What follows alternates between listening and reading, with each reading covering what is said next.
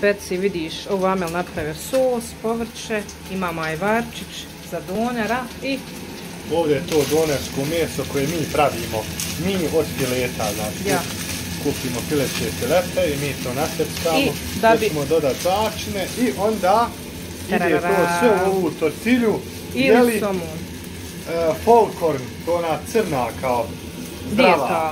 Dijetalna, to je meni moja ljubav zbog mene kuplja. Eto, uglavnom da vidiš. Ne važi, ali... Eto vidi, znači paprika, paradajz, salata, šta je ovo? Luk, luk, krastavac, sos, bijelim lukom, dressing, salate. I vošnja, znači doner. U tortilju doner, dakle. Znači ide doner, meso, pileće koje smo mi napravili, listka, bla. Stavljene krastavce u tortilju, znači luk mladi, paradajz, dakle zelena salatica. Ovo će biti specijality kuće kad otvorim restoran. Da.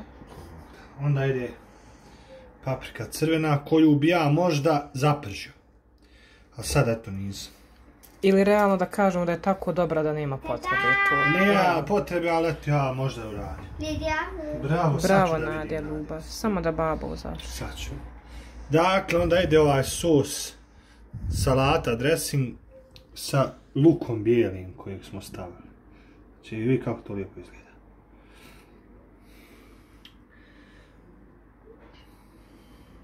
Ma ti nije skaljica. Sad sam ja bacila tu haja. Sad sam ja prvi tu. Onda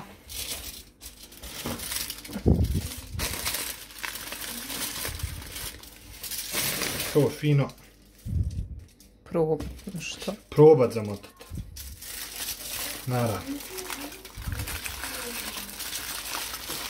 Prije toga staviš alufoliju na platu da zagriješ to tortilju. Ovaj res naravno meni usta.